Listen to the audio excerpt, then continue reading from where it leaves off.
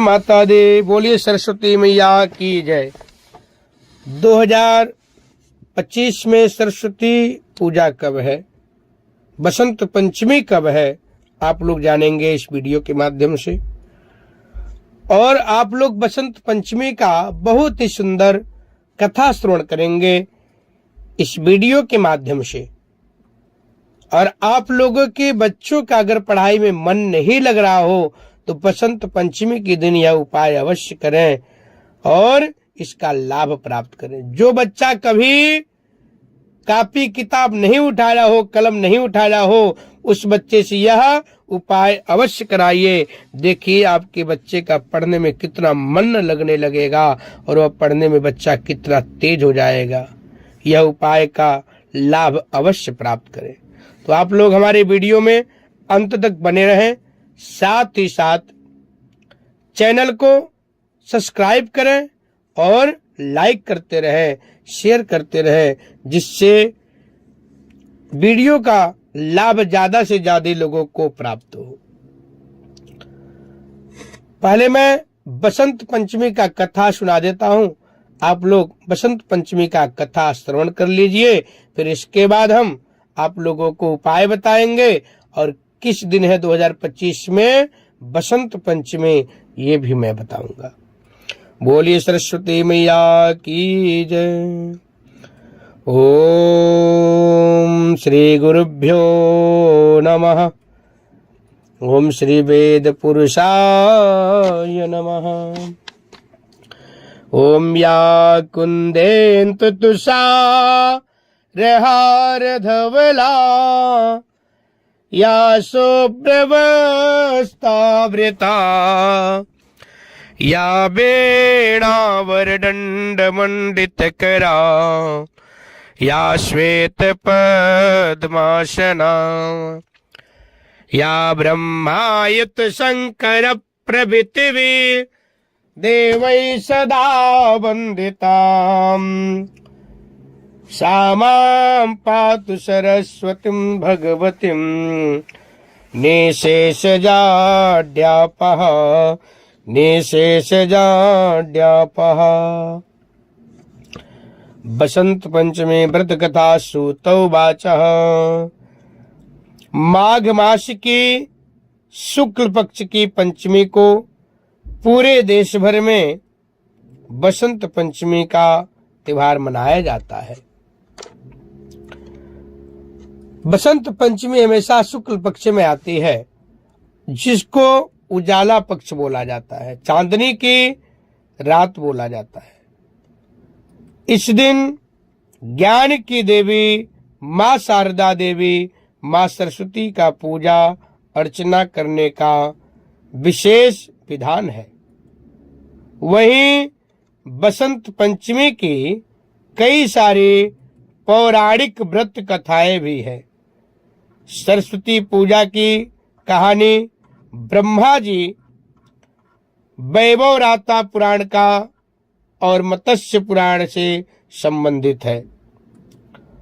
लोक कथा के अनुसार एक बार ब्रह्मा जी ने धरती पर विचरण करने के लिए निकले और उन्होंने मनुष्यों और जीव जंतुओं को देखा तो सभी नीरस और शांत दिखाई दिए। यह देखकर ब्रह्मा जी को कुछ कमी लगी और उन्होंने अपने कमंडल से जल निकालकर पृथ्वी पर छिड़क दिया।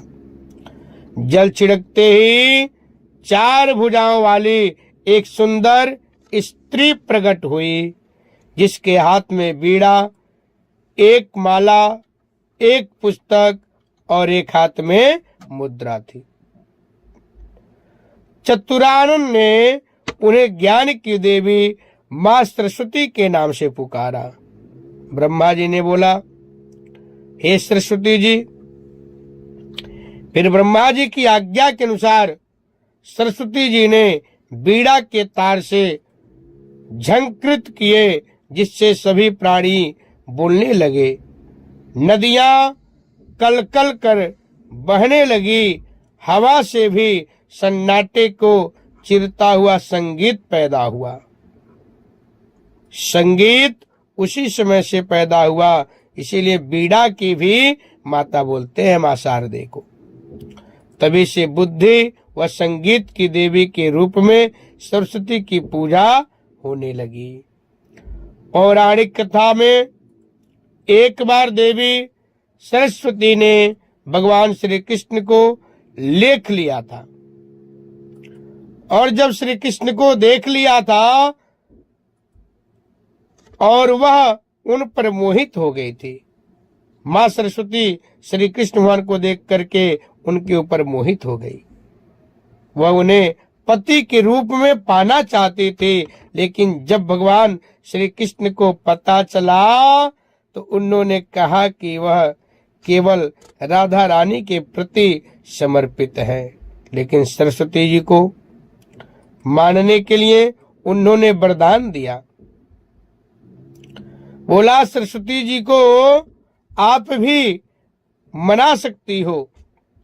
तब उसी समय मां सरस्वती को मनाने के लिए भी श्री कृष्ण भगवान ने वरदान दिया कि आज से माघ के शुक्ल पक्ष की पंचमी को समस्त विश्व में तुम्हारी विद्या व ज्ञान की देवी के रूप में पूजा होगी।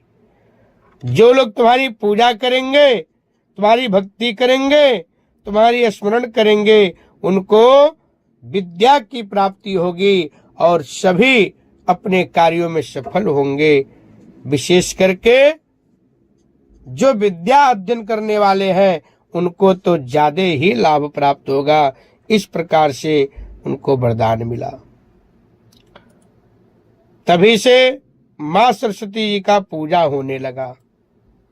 उसी समय से भगवान श्री कृष्ण ने सबसे पहले देवी सरस्वती की पूजा भी की। भगवान श्री कृष्ण ने भी मां सरस्वती का पूजन किए। उसके बाद निरंतर उस दिन से लेकर के बसंत पंचमी के दिन मां सरस्वती की पूजा लोग करने लगे और तभी से करते आ रहे हैं। अन्य किंवदंतियों के मुताबिक ज्ञान की देवी मां सरस्वती का इस दिन जन्म हुआ था। ऋषि की जिस प्रकार से वेदों पुराणों में इसका खोज किए ऋषि लोग, तपस्वी लोग, इसका कथा उन लोगों ने आपके लिए इतना सुंदर कथा आपको दिए। कथा का अनेक प्रकार का उसमें उल्लेख किए, जिससे आपको ऐसे ऐसे पौराणिक कथाएं प्राप्त हुई है, जिससे आपको सारे इतिहास का पता चलता है। फिर इस दिन सृष्टि की रचयिता ब्रह्मा जी के मुख से सरस्वती जी विकसित हुई थी। वही पंचमी के दिन बसंत पंचमी का पर्व और त्योहार मनाया जाता है। पश्चिमी भारत में मां सरस्वती को भगवान सूर्य की बेटी के रूप में माना जाता है। मान्यता है कि सरस्वती की शादी कार्तिकेय से हुई थी। दूसरी ओर पूर्वी भारत में सरस्वती माता को पार्वती की पुत्री भी माना जाता है। उन्होंने भगवान विष्णु की 3 पत्नियों सरस्वती, गंगा और लक्ष्मी में से एक कहा जाता है। और बसंत पंचमी के दिन जो बच्चों का पढ़ाई में मन नहीं लगता है, जो बच्चे बिल्कुल पढ़ना नहीं चाहते हैं, उस बच्चों से आप मात्र एक उपाय करवा दीजिए। एक भोजपत्र में कम से कम 51 बार ओम बागबादिन्य लाल रोली से अनार की कलम से लिखवा दीजिए और बच्चे के बैग में उस भोजपत्र को अच्छे से सुरक्षित करके रख दीजिए। देखिए आपका बच्चे का पढ़ने में कितना ज्यादा मन लगने लगेगा और वह जो एक बार वह बच्चा पढ़ लेगा उसके दिमाग में बिल्कुल फिट हो जाएगा। तो यह उपाय अवश्य कराएं अपने बच्चे से। और दूसरा, बसंत पंचमी के दिन जिन बच्चों का पढ़ने में मन नहीं लग रहा है, उससे आप मां सरस्वती का भोग लगवाइए। पीला मिष्ठान कुछ बना करके उसके साथ में पीला कपड़ा और पीला एक माला मां सरस्वती को पहनवा दीजिए और पीले मिष्ठान का भोग लगवाइए। या पीला हलवा भी बना सकते हैं सूजी का, पीला खीर भी बना सकते हैं, मां सरस्वती को भोग लगा दीजिए। उस बच्चे के हाथ से ही करवाना है। देखिए उस बच्चे का पढ़ने में कितना मन लगने लगेगा और पढ़ने में बिल्कुल सबसे तेज हो जाएगा, बहुत अच्छा नंबर भी आने लगेगा। बसंत पंचमी 2 फरवरी को है। 2 फरवरी का बहुत धूमधाम से पूरे विश्व में बसंत पंचमी का यह महापर्व मनाया जाएगा। बसंत पंचमी एक बहुत बड़ा त्योहार है, क्योंकि जो विद्या अध्ययन करते हैं उनके लिए तो बहुत ही जरूरी होता है मां सरस्वती का पूजन करना। तो 2 फरवरी दिन रविवार है उस दिन, और मां सरस्वती का आराधना करना है। इस दिन जो आराधना करेंगे उनका आत्मबल भी बहुत शक्तिशाली हो जाएगा, क्योंकि सूर्य का दिन है और सूर्य जो है पिता भी माना जाता है और सूर्य आत्मबल का कारक भी होता है।